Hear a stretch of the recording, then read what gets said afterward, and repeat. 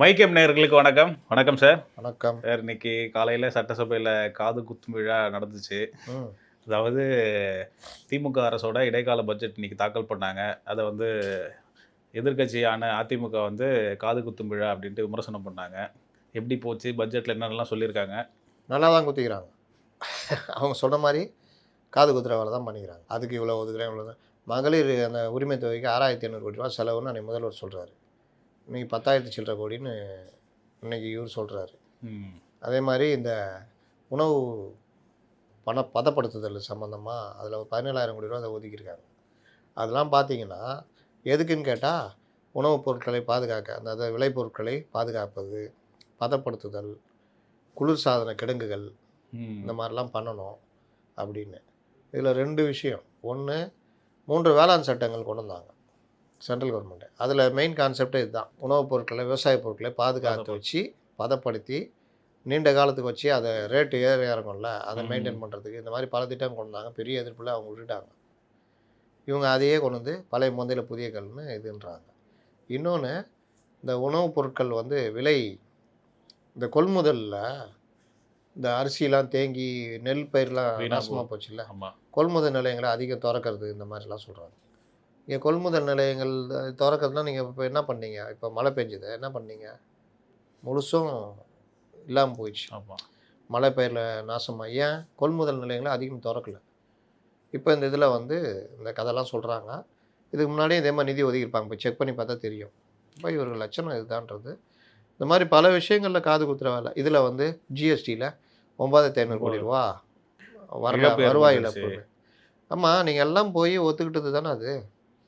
அதை ஏதோ பெரிய குற்றச்சாட்டு மாதிரி பண்ணுறாங்க. மாற்றாந்தாய் மனப்பான்மை கூட இல்லை. மாற்றாந்தாய்னா நீங்கள் முதல்ல தாயை ஏற்றுக்கணும்ல. மாற்றாந்தாயே வந்தால் கூட நீங்கள் தாயை ஏற்றுக்கிட்டா அவங்க தாயை கூட பார்த்துக்குவாங்க. நீங்களும் மாற்றாந்தாயாக பார்த்தீங்கன்னா, ஒரு வீட்டில் அம்மா இறந்து போயிடுறாங்க, இன்னொரு லேடி கட்டிக்கிறாங்க. அந்த பையன் வந்து இவங்களை எங்கள் அம்மாவை ஏற்றுக்க மாட்டேன், சித்தியாவை ஏற்றுக்க மாட்டேன் அப்படின்னா, இன்னும் சில பேர் சித்தின்லாம் கூட மாட்டேன், இவங்க எங்கள் அம்மா தான் அப்படின்னு கூட இருக்காங்க. இப்போ நீங்கள் எப்படி நடக்கிறீங்க? மத்திய அரசோட எப்படி இணக்கமாக இருக்கீங்க? ஒவ்வொரு விஷயத்துலையும் நீங்கள் வந்து நிதியை பெறுவதிலும் அவரோட இணக்கமாக போகிறதுலையும் எப்படி பண்ணுறீங்கன்றதை பொறுத்து தான் ஒரு அரசு ஜெயிக்க முடியும். அதுக்கேற்ற அதிகாரிகளை போடுறது, நிதியில் கொண்டு வரதுன்னு. இது பொதுவாக சொல்கிறது, நிதி வரல, இதுக்கு நிதி வரல, அதுக்கு நிதி வரலன்னு. ஜல்ஜீவன் திட்டத்தில் நிதி வரவில்லை அப்படின்னு 7 ஸ்டேட்டுக்கு நிறுத்தி வச்சுக்கிறான்னு சொல்கிறாங்க. ஏன்னா திட்டத்தை ஒழுங்காக செயல்படுறதுனால விசாரணைலாம் வச்சு சில ஸ்டேட்டுக்கு அபராதமே போட்டிருக்கோம். அதெல்லாம் பண்ணால் தான் நாங்கள் நிதியை விடுவிப்போம். அப்போ இந்த விஷயத்தெல்லாம் மறைச்சிடுவாங்க. வெளியில் ஜல்ஜீவன் திட்டத்துக்கு நிதி தரவில்லை, கல்விக்கு நிதி ஒதுக்கவில்லை. கல்விக்கு நிதி ஒதுக்குனாங்களா? ஒதுக்குறாங்க. அந்த புதிய கல்விக் கொள்கையில் அந்த பிஎம்சி ஸ்கூலு இந்த மாதிரி விவகாரத்துக்கு அதை அமல்படுத்த மாட்டாங்க. ஆனால் துட்டை மட்டும் கொடுனா எப்படி தருவாங்க?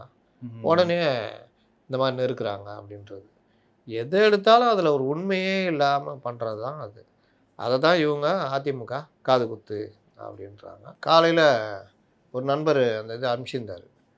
எனக்கு இந்த மாதிரி விஷயனால பக்குன்னு இருக்கும். ஐயோ, இங்கேருந்து போகணுமே, காலைல வேலைலாம் கெட்டு போயிடுமே, என்ன பண்ணுறதுன்னு யோசிச்சுட்டு ஓப்பன் பண்ணி பார்த்தா இது ஒரு கிண்டலுக்கு அடிச்சிருக்காங்க. காது குத்து விழா, மக்களுக்கு காது குத்த போகிறாங்க அப்படி இப்படின்னு. அது பார்த்தா உண்மையான அழைப்புதல் மாதிரியே இருக்குது. ஆமாம், உண்மையான அழைப்புதல் வச்சு ப்ரெஸ்லேயே கொடுத்தாங்க. இந்தாங்க உங்களுக்கு ஒரு பத்திரிக்கை அப்படின்ட்டு கொடுத்தாங்க எல்லாருக்கும். அப்போது நீங்கள் இதே இன்னும் கொஞ்சம் ஏஐயில் பண்ணி இன்னும் கொஞ்சம் எல்லாம் பண்ணியிருந்தாங்கன்னா நல்லா ரீச் ஆகிருக்கும். போஸ்ட்டு போட்டு காது குத்து அழைப்புதல் அப்படிலாம் போட்டுருந்தா இன்னும் நல்லா இருந்திருக்கும். சரி, இது நல்ல முயற்சி ஏடிஎம்கே பொறுத்த வரைக்கும். இன்னும் கொஞ்சம் அதில் இம்ப்ரூவ் ஆகிறதுக்கு நம்முடைய வாழ்த்து தெரிவிச்சுக்குவோம். சார், தொடர்ந்து காங்கிரஸ் திமுக கூட்டணி விவகாரம் வந்து போயிட்டே இருக்குது, பிரச்சனை போயிட்டே இருக்குது. இன்றைக்கி வந்து காங்கிரஸோட பொதுச் செயலாளர் கேசி வேணுகோபால் அவர்கள் வந்து சென்னைக்கு வருகை தராரு. கூட்டணி விவகாரம் பற்றி பேசதான் இருக்காங்க. என்ன யார் சொன்னா? செய்தி சார் தான் உருட்டுறது, என்ன நடக்குதுன்னே தெரியாமல் உருட்டுறது. காங்கிரஸ் அதிமுக பிரச்சனை ஓடிக்கிட்டு இருக்குது, அதெல்லாம் உண்மை தான். இந்த காங்கிரஸ் வந்து திமுக எப்படி பயன்படுத்துதுன்னா, நம்ம வாசலுக்கு ஏற்ற மாதிரி சிம்பிளாக சொல்லிடலாம். சில பொண்ணுங்க என்ன பண்ணோம், லவரை தன் கையிலேயே வச்சுக்கிறதுக்கு பாய் பெஸ்டியை நெருக்கம் காமிக்கும். இங்கே காங்கிரஸ் வந்து லவரு, சாரி திமுக வந்து லவரு, தாவேகா வந்து பாய் பெஸ்டி. நான் பாய் பெஸ்டி தான் பெஸ்ட்டாகிறான், பாய் பெஸ்டி கூட நான் போகலான்னு பார்க்குறேன் அப்படின்னா லவருக்கு என்ன ஆகும்? இன்னும் கொஞ்சம் ஒரு பொசசிவ்னஸ் பொசசிவ் வரும். ஆகும். அப்போ ஏதாவது செய்வாப்புல, நான் அவனுக்கு அது பண்ணி தரேன், இது பண்ணுறேன், இது பண்ணுறேன்னு கவர்றதுக்கு. அந்த வேலையை இப்போ காங்கிரஸ் பண்ணுது. தாவேகாவை துருப்பிச்சீட்டா பயன்படுத்தி இவர்களை திமுகட்ட அதிக சீட்டுகளை வாங்குறதுக்கு ட்ரை பண்ணுறாங்க. திமுக ஏன் லவர் தானே எங்கே போயிட போகிறா அப்படின்னு அலட்சியமாக மூவ் பண்ணாங்கல்ல, ம். அதுக்கு இந்த வேலையை காமிக்கிறாங்க. உன்னையே நம்பி இருந்தா தானே நீ லவர்னு பண்ணுவ. நான் ஒரு பாய் பெஸ்டி வச்சுக்கிட்டா எப்போ அவன் லவர் ஆகிடுவானு பயம் இருக்கும்ல. ஆமா. அதனால் நான் கூட்டணி போயிட்டா அப்படின்ட்டு. அப்போ திமுகவுக்கு இப்போ ஒரு நெருக்கடி உண்டாகுதா? என்னடா ஆமா. போயிட்டாங்கன்னா சிக்கலாகிடுமே அப்படின்னு. அப்போ இந்த நேரத்தில் இதை தூண்டி விடுற மாதிரி மாணிக் தாகூர், பிரவீன் சக்கரவர்த்திலாம் பேசும்போது இன்னும் கொஞ்சம் அது இதாகுது, நெருக்கடி ஜாஸ்தியாகுது. ம். இதுக்கு வந்து நம்ம ஆட்களே பல பேர் வந்து கூட்டணி வந்து உறுதி, ஆட்சியில் பங்குன்னு கேட்குறாங்க, அப்படி இப்படின்லாம் பேசுகிறாங்க. அவங்க வந்து தாவேகாவை துருப்பிச்சிட்டா வச்சுக்கிட்டு இங்கே சீட்டை அதிகப்படுத்து தான் காங்கிரஸுடைய நோக்கம். இன்றைக்கி கேசி வேணுகோபால் வந்தார்ன்றாங்க. கேசி வேணுகோபாலே இதை தூண்டி விடுறாள். ம். அவரை பொறுத்த வரைக்கும் கேரளாவில் அவர் சிஎம் கேண்டிடேட்டாக நிற்க போகிறதா சொல்கிறாங்க. கேசி வேணுகோபால் முட்டுசந்து நாயகன், ஊருக்கே தெரியும். நான் பல தடவை பதிவு பண்ணியிருக்கேன். ஹரியானாவில், மத்திய பிரதேசில், ராஜஸ்தானில், பஞ்சாபில், லேட்டஸ்ட்டாக பீகாரில் ம். இது காங்கிரஸ் ஒன்றும் இல்லாமல் போனதுக்கு காரணமே கேசி வேணுகோபால் தான். அதனால் அவரை மேலேருந்து இறக்கி கொண்டு போய் கேரளாவில் உட்கார வைக்கலான்னு ட்ரை பண்ணுறாங்க. எப்படியும் காங்கிரஸ் ஜெயிச்சிரும், உட்கார வைக்கலான்னு. அப்போ அவருக்கு தமிழ்நாட்டில் கொஞ்சம் நல்லா இருந்தால் பிடிக்குமா? முட்டு சேர்ந்து கூட்டு போனோம்ல. அதுக்கு என்ன பண்ணுறாருன்னா, அவர் ஒரு பக்கம் அவருடைய ஆள் தான் மாணிக் தாகூர். ம். அவர் ஆள் ப்ளஸ் ராகுலுக்கு இருக்கும். இன்னொரு பக்கம் பிரவீன் சக்கரவர்த்தி, அவர் ராகுலுடைய ஆள். இவங்க எல்லாம் போட்ட திட்டம் தான் இந்த இதில் பிரவீன் சக்கரவர்த்தி தான் மொத விஜயை போய் பார்க்குறாரு, இதெல்லாம் ஆரம்பிக்கிறாரு. இவங்களுக்கு நல்லா தெரியும் அது ஒரு பால்வாடி கட்சி, அது அடுத்த கட்டத்துக்கு நகர முடியாத கட்சின்னு. அதனால் சும்மா போய் பார்த்துக்கிட்டு இது பண்ணி எதாவது பண்ண முடியுமான்னு யோசிக்கிறாங்க. ஒன்று. ரெண்டாவது, மாணிக் தாகூருக்கு என்னன்னா, இப்போத்துலேருந்து ஆரம்பித்தா ஒரு வீரமான ஒருத்தர், நெஞ்சை வெடைச்ச, இந்த இதில் சொல்லுவார் ராயர் ஆளை தேடி இருந்தார், நெஞ்சு வெடைப்பா வீரமாக ஒருத்தனை தேடி இருந்தாப்புல, என்னை பிடிச்சிட்டு கொண்டு போய் விட்டாங்கன்னு வடிவேல் சொல்லுவார். அந்த மாதிரி நெஞ்சு வெடைப்பா நல்லா முறுக்கு மீசையாக முரட்டு இதோட நிற்கிறது யார்? நம்ம இவர் இருக்கார் மாணிக் தாகூர். நல்லா அது அவரே அடுத்த தலைவராக போடலாம், மாநில தலைவர் அப்படின்னு போட்டால் நல்ல விஷயம் தானே அவருக்கு. எம்பியும் வேணாம், எம்எல்ஏவும் வேணாம், கட்சி பணி தான் முக்கியம் அப்படின்ற மாதிரி அவ்வளோதான். இப்போ சொல்றாரு. அவரும் அதே சொல்கிறாரா? எப்படியும் அடுத்த தடவை எம்பி கொடுக்க மாட்டாங்க. இதே திமுக கூட்டணியில் இருந்தால் யாருக்கு வேணால் கூட அவருக்கு கொடுக்காதுன்றவாங்க. அப்படி தானே பிரவீன் சக்கரவர்த்தி காலி பண்ணாங்க. ம். மயிலாடுதுறையில் நிற்க வேண்டியது அவர். ம். யாருக்கு வேணால் கொடுங்க, அவர் கொடுக்கக்கூடாது அப்படின்ட்டாங்க. அப்புறமா தான் இங்கே சென்னையிலேருந்து அவங்க வழக்கறிஞர் சுதாவை கூட்டு போய் அங்கே நிற்க வச்சாங்க. அப்போ தான் நாங்கள் வேலை செய்வோன்ற மாதிரி ஆச்சு. லாஸ்ட்டு சுதாவை ஜெயிக்க வச்சாங்க. அதனால் பிரவீன் சக்கரவர்த்தி மேலே இருக்கிற அதே வெறுப்பு மாணிக் தாகூர் மேலேயும் திரும்பல. இப்போ இவங்க தான் இந்த பிரச்சனையை கிளப்பிட்டு இருக்கிறாங்க. இவங்களுக்கு ஆதரவாக இருக்கிறது கேசி வேணுகோபால். வெளியே காமிச்சுக்குவாங்களா? கவனிச்சிங்க. இன்னொரு பக்கம் இவங்க ஆடுற ஆட்டத்துக்கு ஒரு படத்தில் வடிவேலு போய் இது வாங்குவான், பல்பு. ம். 100 வாட்ஸ் எவ்வளோன்னு கேட்பான். அவர் சொல்லுவாப்புல 23 ரூபா தான் சொல்லுவாப்புல. ம். அப்போது வந்து நான் 40 வாட்ஸில் 2, 20 வாட்ஸில் 1 கொடுங்கன்னு வாப்புல. எவ்வளோ ஆச்சுன்னு வாப்புல. அவன் வந்து 95 ரூபா தான் சொல்லுவான் கடைக்காரன். இதே 110 ரூபா என்னமோ வரும். சரி 95 ரூபா கொடுத்துட்டு மீதி காசு கொடு அப்படின்னு கேட்பாப்புல.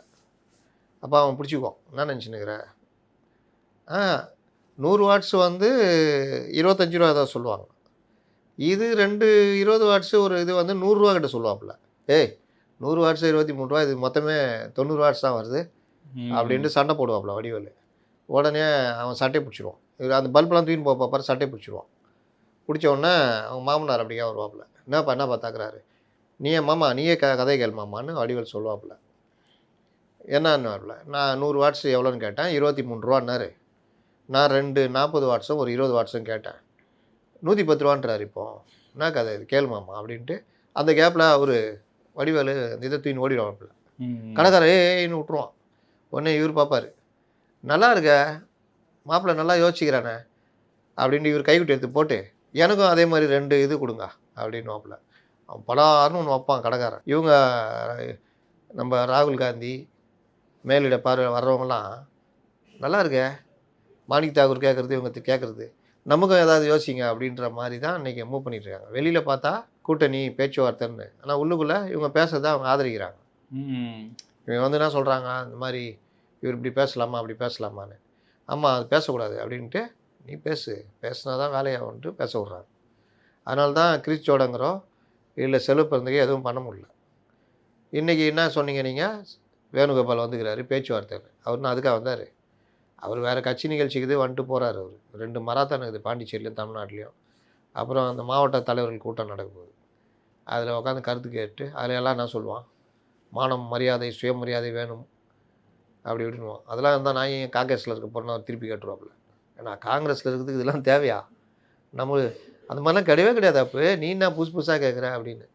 அந்த மாதிரி எல்லாம் கேட்டு நம்ம மான மரியாதையோடு வாழணும், சுயமரியாதையோடு வாழணும்னு. ஏதோ தாவைக்கால போனால் அதெல்லாம் கொடுக்குற மாதிரி, இந்த மானம் 2 கிலோ வச்சுக்கோ, சுயமரியாதை 5 கிலோ வச்சுக்கோன்னு. முதல்ல அந்த கதவை திறப்பாங்களா, மான மரியாதை பற்றி கேட்கணுன்னா செங்கோட்டையனை பற்றி கேட்கணும். என்னண்ணா போங்கயா கம்முன்னு வேலையை பார்த்துட்டு போங்கயா. சேர்ந்ததுலேருந்து நான் விஜய் சந்திக்க முடியல, பஸ்ஸில் ஏற்ற மாட்டேங்கிறானுங்க, ஓரமாக உட்கார வைக்கிறாங்க. என் கருத்து சொல்ல வரேன்னா உன் கருத்து எதுவும் சொல்ல தேவையில்ல, வேலையை பாருன்றாங்க.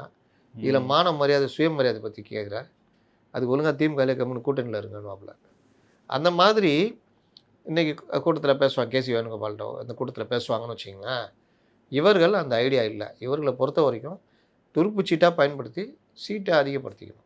அப்படி தான் வந்து எதிர்பார்க்குறாங்க. நீங்கள் இப்படி சொல்கிறீங்க. ஆனால் சுமன் சி ராமன் போன்ற ஆட்கள்லாம் வந்து என்ன சொல்கிறாங்கன்னா, தாவேகா கூட வந்து கூட்டணி போகிறது தான் வந்து காங்கிரஸ் கட்சி விரும்புகிறாங்க, ஆட்சியில் பங்கு அதிகாரத்திலும் பங்கு அப்படின்றதுல வந்து அவங்க உறுதியாக இருக்காங்க அப்படின்ட்டு அவர் சொல்லிட்டு இருக்காரு. இது எப்படி பார்க்குறீங்க? அது மட்டும் சொல்ல அவர் கிரிஸ் ஜோர்டங்கர் உறுதியாக சொல்லிட்டாராம், வந்தால் கூட்டணி ஆட்சி பற்றி பேசுவோம், இல்லாட்டி பேச்சுவார்த்தையே வேணான்னு சொல்லிட்டாராம் அப்படின்னு சுமன் ஸ்ரீராமன் சொல்கிறாரு. காங்கிரஸ் வந்து திமுகவுக்கு டிமாண்ட் வச்சிச்சு, இனிமேல் பாருங்கள் கூட்டணி இருந்தால் மட்டும்தான் பேச்சுவார்த்தைன்னு காங்கிரஸ் போகணும். அவருடைய நம்பிக்கையை பாராட்டி சரோஜா தேவி பயன்படுத்தின பழைய சோப்பு டப்பாவை அவருக்கு பரிசாக கொடுப்போம். காங்கிரஸை போய் இப்படிலாம் நம்பலாமா? இந்த மாதிரி உறுதியாக பேசுறது காங்கிரஸுக்கு அந்தளவுக்கு தைரியம் இருக்கா? விஷயம் என்னென்னா 25 சீட்டு அதை 20 ஆக்காமல் காப்பாற்றணும். 2வது கொஞ்சம் மிரட்டிக்கிட்டு ஒரு 30 சீட்டாக வாங்கணும், அவ்வளோதான். மற்றபடி வேறு எதுவும் கிடையாது. இவருடைய அதீத நம்பிக்கையை நம்ம என்ன சொல்கிறதுன்னு தெரில. என்ன விஷயம்னா அந்த மாதிரிலாம் பேசலை. நான் விசாரித்த வரையிலும் அந்த குழு அமைச்சாங்கல்ல, அந்த குழு அமைச்ச காலகட்டம் தெரியும்ல, பீகாரில் படுதோல்வி, ஆமாம், ஓட்சோர்னு ஓடினார், தோற்று போய் வந்தாங்க தெரியுமா, 61 சீட் நின்று 6 சீட் ஜெயிச்சாங்களே. அந்த டைமில் எல்லாம் போய் இந்த சொல்லுவேண்ணே கவுண்டமணி நம்பியாட்ட போய் நிற்பார்ல, அந்த மாதிரி போய் நின்னாங்க. நாங்கள் உங்களோட தான் கூட்டணி, ஐயா பார்த்து இது பண்ணுங்கள், எங்களுக்கு இப்போவே தொகுதி எண்ணிக்கையும் தொகுதியும் சொல்லிட்டிங்கன்னா நாங்கள் வேலை செய்கிறதுக்கு. என்னது வேலை செய்கிறதுக்கா?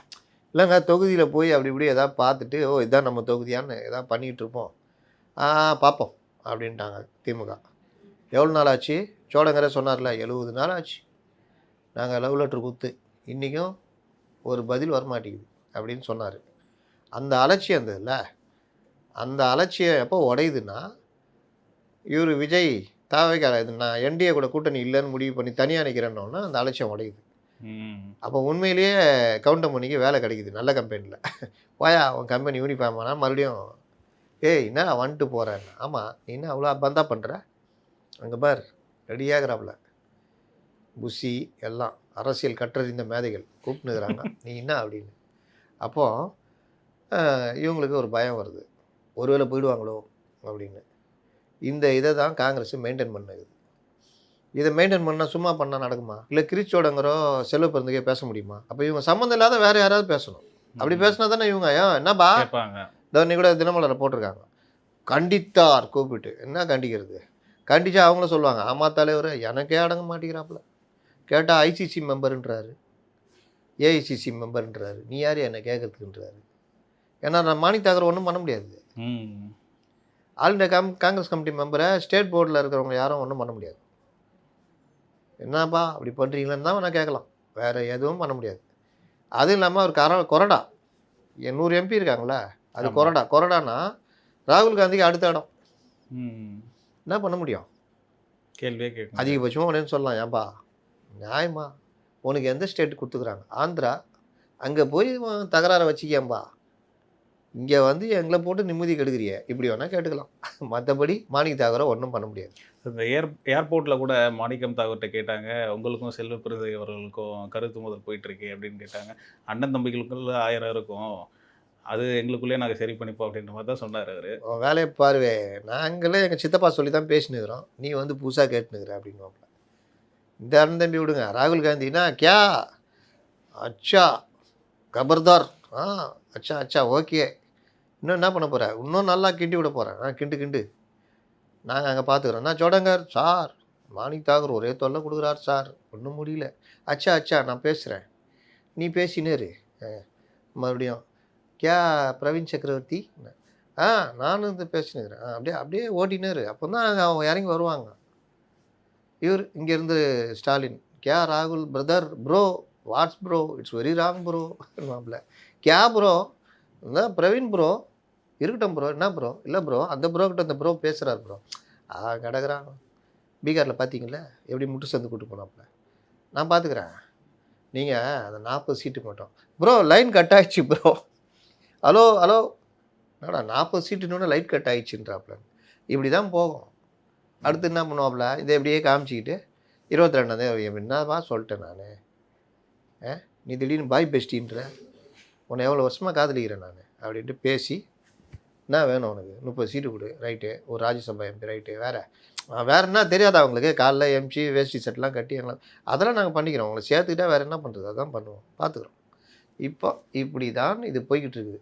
இது தெரியாமல் ஏதோ காங்கிரஸுக்கு வீரம் வந்துட்ட மாதிரியும் வருமா, இங்கே வந்திருக்கா, வரும். எப்படி வரும்னா மொத்தமாக முட்டு சந்து கூட்டு போகிற மாதிரி வரும். அங்கே ஒருத்தர் இருந்தார்ல 75 எம்எல்ஏக்கள் வச்சுக்கிட்டு, அவர்கிட்ட போய் விருதை காமிச்சாங்க தெரியுமா. அது பெரிய கட்சி, நல்ல மரியாதை வேறு. பிஜேபியே பயந்துச்சு. தேஜஸ்வி யாதவ் அடுத்த சீஃப் மினிஸ்டர் கேண்டிடேட்னு பத்திரிகைலாம் எழுதுனாங்க, சீஃப் மினிஸ்டராக வருவாருன்னு பத்திரிகைலாம் எழுதுனாங்க. பிஜேபியே பயந்துச்சு, ஐயோ நம்ம வந்து கூட்டணியை பெருசாக வச்சாதான் தோக்க முடியும்னு. நம்ம ஆளுங்க போனாங்க, என்ன நான் தான் சிஎம் கேண்டிடேட், நீ சிஎம் கேண்டிடேட்டா, அப்போ நாங்களாம் உனக்கும் பீகாருக்கு என்ன சம்மந்தம், அதெல்லாம் இல்லை, என் தலைவன் பார்த்துக்கிறியா, ஓட் ஷோர் எஸ்ஐஆர் அப்படின்றான். தலைவன் வேறு லெவலு அப்படின்னோடனே சண்டை ஆயிடுச்சு. சண்டே ஆனோடனே 11 தொகுதி நாங்கள் எதிர்த்து நிற்போம், நீயே நில்லு நானும் நிற்கிறேன், பிஜேபியே நிற்கிட்டோம், எவன் பெரிய ஆள்னு பார்த்துலாம் அடிச்சு காட்டுறான் அப்படின்ட்டாங்க. லாஸ்ட்டில் பார்த்தா பிஜேபி பெரிய ஆள்னு அடிச்சு காட்டாங்க, 8 தொகுதி அதில் ஜெயிச்சிட்டாங்க. அந்த மாதிரி நாங்கள் முட்டு சந்து கூட்டு போவோம் சண்டை போட்டு. தமிழ்நாட்டில் தான் அது நடக்குமா. இப்போ என்ன, அவங்க நிலைமை கொஞ்சம் மோசமாகுது, அமுச்சு விட்டா அங்கே சாப்பாட்டுக்கு பிரச்சனை ஆகிடும். அதனால் ஏப்பா இருப்பா, பார்த்துக்கலாம்ப்பா, என்னப்பா நீங்கள் தாவேக்காக போய் ஆளுகள் ஆகிட்டாங்கன்னா, அதனால் இருப்பா அப்படின்னு இது பண்ணுறாங்க. இதை பயன்படுத்திக்கிட்டு துள்ளிக்கிட்டு இருக்கிறாங்க. ஒரு பக்கம் சமாதானமாக 2 பேர், ஜோடங்கரும் இவரும், இன்னொரு பக்கம் சண்டைக்கு 2 பேர். இதுதான் காங்கிரஸுடைய ஸ்டைலு. அப்படியே வம்புழுத்து கடைசியில் ஒரு நாள் நாங்கள் பார்த்துக்குறோம், நடவடிக்கை எடுக்கிறோம் அப்படின்ட்டு. ஏப்பா மாணிக் தாகூர், நீ கிளம்பி ஆந்திராவுக்கு போ, உனக்கு எங்கே பொறுப்பு, ஆந்திரா போ, அங்கே போய் உட்காரு, கொஞ்ச நாள் தமிழ்நாட்டு பக்கமே வராது, ரொம்ப கோபமாகறாங்க. கோபமாக இருக்கட்டாங்க, சீட்டு அதெல்லாம் கொடுத்துட்டாங்க, வாங்கியாச்சு, வேலை முடிஞ்சிச்சு, நீ கிளம்பு. அப்புறம் நீ பிரவீன் சக்கரவர்த்தி, நான் வேறு ஸ்டேட்டில் நம்ம நல்லா இருக்கிறோமான்னு பார்க்குறேன், கேரளாவில் அடுத்து ஜெயிக்கிற மாதிரி இருக்கும், அது ஏதாவது முட்டு சேர்ந்து கூட்டு போக முடியாது பார்க்குறேன், போ அங்கே போ. இதுதான். அதனால் இதை பார்க்கறதுக்கு ஜனங்களுக்கு அப்படியே காங்கிரஸுக்கு வீரம் வந்துச்சு. மணிவண்ணன் ஒரு படத்தில் பயங்கரமாக மருமகளை மகனெல்லாம் துன்புறுத்துவாப்புல. ஆமாம். வீட்டிலலாம் வெளியில் படுக்க வைப்பாப்புல, வராண்டாவில் படிக்க வைப்பாப்புலாம். கடைசியில் பார்த்தா அவங்க அந்த அம்மா ஸ்ரீவித்யா வந்து சொல்லுவாங்க, ஏங்க இந்த மாதிரிலாம் பண்ணுறீங்க, ஏய் ஒரு தெரியாது பொடி ஐவின்னு வைப்பில். லாஸ்ட்டில் ஒன்று பார்த்தா அவர் தான் இவர் தான் பாவம் அப்புறாணி. அது அந்த மாதிரி தான் இதெல்லாம். அப்படி சீனை போட்டுட்டு மேட்ரை முடிச்சுட்டு, போப்பா நீ போ அங்கே போகணும். யார் இதில் ஸ்ரீவித்யா, ராகுல் காந்தி. மணிவண்ணன் யார், மாணிக் தாகூர். அதனால் அந்த வேலையை பண்ணி சீட்டை அதிகம் வாங்க பார்ப்பாங்க, அவ்வளோதான். இதெல்லாம் மீறி ஒரு அதிசயம் நடந்து, நீ வெளியே போன்னு சொல்லி இவங்களும் வெளியே போய் அந்த கதவை தட்டி அந்த கதவும் திறந்து, கியா விஜய் ஏய் உன்னை விட நான் நல்லா ஹிந்தி பேசுகிறேன்டா, அங்கே பார் ஜோடங்கர் பஸ்ஸுங்கன்னொன்னே, ஏய் கியா அத்தா போல்தா வி ஜாவ் ஆவோ இதர் ஆவோ அப்படின்னு கூப்பிட்டு போய் விஜய்கிட்ட உட்கார வச்சு பேச்சுவார்த்தை நல்லா நடந்து, புஷிக்கு அரசியல் தெரிந்து நன்றாக இது பண்ணி சீட்டை கொடுத்து, இவர்கள் எல்லோரும் பிரச்சாரம் பண்ணி, விஜய் தினம் வெளியே வந்து நல்லா பேசி, இந்த மாதிரி அதிசயம்லாம் நடந்து ஒரு 40 இடம் ஜெயிச்சிட்டாங்க வச்சுக்கோங்க. திமுக முடிச்சு விட்டுற வேண்டியதான், அதோட துண்டை தள்ள போட்டு போக வேண்டியதான். சார் திமுக ஒரு சைடு வந்து என்னதான் காங்கிரஸ் அவங்க கூட்டணியிலேருந்து வெளில வர மாட்டாங்கன்னு சொன்னாலுமே டிவிக்கே கூட போகிறதுக்கு வாய்ப்பு இருக்குன்ற அந்த ஒரு கருத்தும் வந்து அது கூட தொடர்ந்துட்டு தானே இருக்குது. ஆமாம், பாய் பெஸ்டியில் அப்பப்போ பைக் எடுத்துகிட்டு வரான். இவன் கேட்குறான், ஏய் எங்கே போகிற காலேஜுக்கு, நான் காலைல வந்து பிக்கப் பண்ணுறேன், ஒன்றும் தேவையில்லை, அவன் வரான்ட்டான். யார் அவன்? தான் பாய் பெஸ்டி அனீஸு. செந்தில் நீ வேணாம், நீ வேலையை பாரு, அனீஸை வர சொல்லிக்கிறேன், நான் ஏறி போயிடுறேன். பாரு இதெல்லாம் சரியில்லை, நான் உன்னை 10 வருஷமாக லவ் பண்ணுறேன். லவ் தானே பண்ணுறேன், வேறு எதாவது பண்ணுறியா? தண்ட கர்மாந்திரமாக எதாவது வாங்கி கொடுத்தியா? போன லவ்வர்ஸ் டே பிப்ரவரி 14 போச்சு, மோதிரம் ஒன்று வாங்கி கொடுத்தான். இன்றைக்கி தங்க வைக்கிற வரல மோதிரம் வாங்கி கொடுக்குறான். அவன் பெஸ்ட்டியா நீயா? நான் வந்து என்ன யோசிக்கிறேன்னா, அவனை லவர் ஆகிட்டு ஒன்றா பாய் பெஸ்டி ஆகலான்னு யோசிக்கிறேன்னு. அந்த ஒன்று ஏமா வேணாமா, இதுதான் இப்போ நடக்குது. அது காமிச்சா தான் இங்கே வேல்யூ. இது எத்தனை நாளைக்கு சார்? 22ஆம் தேதி வரையும் போகுமா, இல்லை அதுக்கு மேலேயும் போகுமா? 22ஆம் தேதி சென்டிமெண்ட்டாக முதல்ல முஸ்லீம் லீக்கு தொகுதி ஒதுக்குவாங்க. தகைசால் தமிழர் விருது பெற்ற காதர் மொய்தீன் தேர்தல் சமயங்களில் மட்டுமே அரிதாக தென்படுபவர். மற்ற நேரங்களில் அவர் தேடினாலும் கிடைக்க மாட்டார். தேர்தல் நேரங்களில் கையெழுத்து போடுவதற்காக அங்கே அறிவாலயத்தில் வந்து நிற்பார். பார்த்துருக்கீங்களா? காதர் மொய்தீன் ஒருத்தருக்கிறாரு, அது ஒரு கட்சி முஸ்லீம் லீக்னு. கேட்டால் முஸ்லீம் லீக் என்னவோ பண்ணுறாங்களாம். 5 தொகுதி கேட்க போகிறதா சொல்லியிருக்காங்க. கொடுப்பாங்க. அப்படி கேட்டால் தான் 2 தொகுதி கிடைக்குன்னு. இந்த தடவை 2ம் கிடையாது. எத்தனை பேர்? 4 பேர் இருக்கிறாங்க. முன்ன 2 பேர் தான் இருப்பாங்க. இப்போது ஜவஹர்லால் மனிதநேய மக்கள் கட்சி அவங்களாவது ரோட்டில் இறங்கி போராடிக்கிட்டு இருக்கிறாங்க, பொது சேவை செய்கிறாங்க, ரத்த தானம் பண்ணுறாங்க, பல வேலை. கொரோனாலாம் அந்த டீம்லாம் பார்த்துருக்கீங்களா? அந்தளவுக்கு ஒர்க் பண்ணிக்குது. எஸ்டிபிஐ அவர்களும் பொது சேவையில் இருக்கிறாங்க, மக்களோட மக்களாக இருக்கக்கூடியவங்க. முஸ்லீம் லீக் அரிதாக காணப்படுபவர். மனிதநேய ஜனநாயக கட்சி யார்? தமீமுன் அன்சாரி. முன்னெல்லாம் என்ன பண்ணுவாங்கன்னா, தமீம் வாங்க சார், இந்த மாதிரி அந்த கட்சி சீட்டு வேணும், மனித ஜனநாயக கட்சியிலேருந்து நான் வந்தேன், அன்றைக்கி நான் பெரிய ஆளாக வேண்டியது, எதை கவுத்தி விட்டாங்க, நான் அப்படிங்கிறேன், கட்சி நல்லா இருக்குது சார், அம்மாவே கூப்பிட்டு சீட்லாம் கொடுத்தாங்கன்னு. அம்மா கூப்பிட்டு கொடுத்தாங்க, எங்களால் முடியாது, நாங்கள் என்ன செய்கிறோம், வேன் கொடுக்குறோம், கை செலவு பணம் கொடுக்குறோம், ஊர் ஊராக போய் எப்படி நாங்கள் சிறுபான்மை மக்களுக்கு காவலாக இருக்கிறோன்னு நீங்கள் சொல்லுங்கள், நீங்கள் சொன்னால் தான் நம்புவாங்க அப்படி. ஆனால் இந்த தடவை அப்படிலாம் ஒன்றும் தேவையில்லை. பாய் பெஸ்டிக்கிறாப்புல அனீஸ்கிட்ட போகிறேன், யார்? விஜய்கிட்ட பாய் பெஸ்ட்டை போகிறேன் அப்படின்னா, ஐயோ வேணாம் வாங்க என்ன சொல்லிட்டேன், இப்போ கோச்சிக்கிறீங்க, ஒரு சீட்டு தரேன் வாங்க, இல்லைங்க 2 வேணும், ஏங்க அன்சாரி நீங்கள் எம்எல்ஏ ஆகிறது யோசிங்க, பார்த்துக்கலாம் வாங்க அப்படின்னு. அப்போ அவருக்கு எஸ்டிபிஐக்கு, ஜவஹர்லாலுக்கு, முஸ்லீம் லீக்கு ஆளுக்கு 5 கேட்டால் என்ன ஆகும்? அதனால் ஆளுக்கு ஒன்று அதிகபட்சம் 2 இந்த 2 பேருக்கு, ஜவஹர்லாலுக்கும் மனிதநேய மக்கள் கட்சிக்கும் முஸ்லீம் லீக்கும் 2 கொடுத்துட்டு இவங்களுக்கெல்லாம் 1 கொடுத்து 6 சீட்டில் இவங்கள நிறுத்துவாங்க. சென்டிமெண்ட்டாக முஸ்லீம் லீக் கொடுத்து ஆரம்பிப்பாங்க. நம்புங்கள், அவர்கள் பெரியாரின் பேரன்கள், அவர்கள் பகுத்தறிவாதிகள், ஆனால் சென்டிமெண்ட்டாக இந்த மாதிரி ஆரம்பிப்பாங்க. அடுத்து ஏற்கனவே இப்போ இந்த வாரம்லாம் பேச்சுவார்த்தை போய்கிட்டு இருக்கோம். காங்கிரஸ் பேசி ஈன்னு பல காமிச்சு ஜோடங்கர் கையெழுத்து போட்டு கூட செல்வப்பதன் நின்றுட்டு முடிச்சு விட்டு போவாங்க. 25 சீட்டு வரையும் ஒரு 30 சீட்டு 35க்குள்ளே 35 கொடுக்க மாட்டாங்க, 30 கொடுப்பாங்க அவ்வளோ. சரி, இன்னொரு சைடு பார்த்தா என்டிஏ கூட்டணி, அந்த கூட்டணியோட பொதுக்கூட்டம் வந்து மார்ச் 1ஆம் தேதி வந்து வைக்கிறத சொல்லியிருக்காங்க. பிரதமர் மோடி வந்து தமிழ்நாட்டுக்கு வராரு. ஸோ அந்த கூட்டணி எப்படி இருக்குது? இன்னொன்று தேமுதிக வேறு அவங்களோட நிலைப்பாடு வந்து பற்றி கேட்டதுக்கு 1ஆம் தேதி பார்ப்போம் அப்படின்ட்டு நயினார் நாகேந்திரன் அவர்கள் சொல்லியிருக்காங்க. அவங்களோட நிலைப்பாடு சொன்னேன், முடிஞ்சிச்சு. எல்லாம் பேச்சுவார்த்தை நடந்து 1ஆம் தேதி எல்லாம் ஒன்றா மேடையில் ஏறுவாங்க. கிருஷ்ணசாமி அவரும் அன்றைக்கி ஏதோ சொல்லிக்கிறாப்புல, வெற்றியை நோக்கி நகரும் கட்சிகளோடு தான் கூட்டணி ஏதோ ஒன்று சொல்லிக்கிறாப்புல. அவர் அப்போ என்டிஏக்கு வந்துடுவார். பெரும்பாலும் இந்த கூட்டணி இறுதிப்படுத்தி 1ஆம் தேதி மேடையில் எல்லா லாயினாக நிற்பாங்க. அவங்க சசிகலா கட்சியை ஆரம்பிக்க போகிறாங்க. அதுக்குள்ளேயே அவங்கள்ட்டையும் எதாவது பேசி அதை நடக்கலாம். அதனால் என் கட்சியை ஆரம்பித்து வெளியில் இருந்து நாங்கள் ஆதரவு தருகிறோம் அப்படின்னு தான் முடிவு கூட எடுக்கலாம், சொல்ல முடியாது. அப்போது அது எடப்பாடியுடைய முடிவை பொறுத்து. அவங்க கூட்டணியில் தொகுதி பங்கீடுன்றது எப்படி இருக்கும் சார்? தொகுதி பங்கீடா, கேட்டு பெறுதல், ஒரு 3 அப்படி எதாவது கொடுத்து இல்லைங்க, இல்லை தாமரையில் நிற்க வச்சிங்க, இல்லை அவங்கள ஒரு சுயேட்சணத்தை நிற்க வைங்க அப்படின்னு கொடுத்து நிற்க வைப்பாங்க.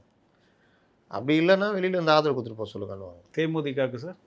தேமுதிகக்கு 10+1 ராஜ்யசபா சீட்டு. ஆமாம், இத்தியாதி அந்த மாதிரி. சார் இன்னொருத்தர் ஓபிஎஸ் அவர்கள் வந்து அவர் வந்து அது வந்து தனியாவே சங்கு இருக்காரு. சக்கரம் சுற்றிக்கினே இருக்குது. அந்த சங்கு சக்கரம் பார்த்துருக்கீங்களா? கொளுத்தி விட்டா என்ன பண்ணும்? சுத்தம். கொளுத்தி விட்டேன் காலுக்கிட்டே வந்துடும். சுருன்னு சுற்றி வரும். எகிரி குதிப்போம்ல. அப்புறம் என்ன ஆகும்? அப்படியே சுற்றி எங்கேயாவது போய் நிற்கும்ல. ஆமா. இப்போ அணைஞ்சிரும். சுற்றி நிற்குது, நிற்கும். இந்திய கூட்டணியில் தான் நிற்கும் போது எங்கே போய் நிற்குதுன்னு யாருக்கு தெரியும்? ஏற்கனவே ஆஃபர் கொடுத்தாங்க. டிடிவி ஓப்பனாக கூப்பிட்டு சொல்லிட்டாரு, இங்கே பாருங்கள், நீங்கள் முன்னாள் முதலமைச்சர் அதிமுகவில், நீங்கள் போய் திமுகலாம் போயிருந்தீங்கன்னா மரியாதை இருக்காது. அதுவும் கடைசி காலத்தில் ஒரு நல்ல ஒரு இதோடு இருங்க, தேவையில்லாதெல்லாம் பண்ணாதீங்க, கம்முன்னு வாங்க, உங்களை நான் பேசுகிறேன், 2 தான் சொல்லியிருக்காங்க, கூட ஒரு சீட் நான் வாங்கி தரேன், 3 நில்லுங்க, நின்றுட்டு ஜெயிச்சிங்கன்னா நானே பேசுகிறேன், மரியாதைக்கு ஒரு அமைச்சர் பதவி கொடுங்கன்னு நான் கேட்குறேன், உரிமையாக கேட்குறேன், எங்கள் ஆளுங்க கூட கேட்கல, உங்களுக்காக கேட்குறேன் உட்பட பேசியிருக்காரு. அதெல்லாம் நான் பார்த்துக்கிறேன் அப்படி இப்படின்னா அன்னைக்கு கூப்பிட்டு வான் பண்ணிட்டாப்புல, இதோட போனால் பூட்ட கேஸு பார்த்துக்கோ அப்படின்னு. ஒரு இது ஓடும் போது அந்த சைட்லேயே ஓடிடணும் சேர்ந்து. அதை விட்டுட்டு நான் இப்படி ஓடுறேன்னா தள்ளி விட்டு போயிடுவாங்க. ஏன் கேட்டதுக்கு தை பிறந்தா வழி பிறக்குன்னு சொன்னீங்களேன்னு கேட்டதுக்கு வெயிட் பண்ணுங்க ஆடி அப்படின்னு. போய் ஆவணி வந்தால் டாப்பில் வந்துடுவான்னு வாங்க தெரியுமா, ஒரு படத்தில் வசனம் அந்த மாதிரி தான். ஆடி போய் ஆவணி வந்தால் தேர்தல் முடிஞ்சிடும், எல்லாம் முடிஞ்சிடும், அதுக்கப்புறம் சீண்ட மாட்டாங்க யாரும். இந்த ஊடகங்களை எப்படி தூக்கிட்டு வச்சுட்டு அவரை கொண்டாடி இருந்தது, அவர் இதே மாபெரும் தலைவர் மாதிரி. இப்போ என்னாரு?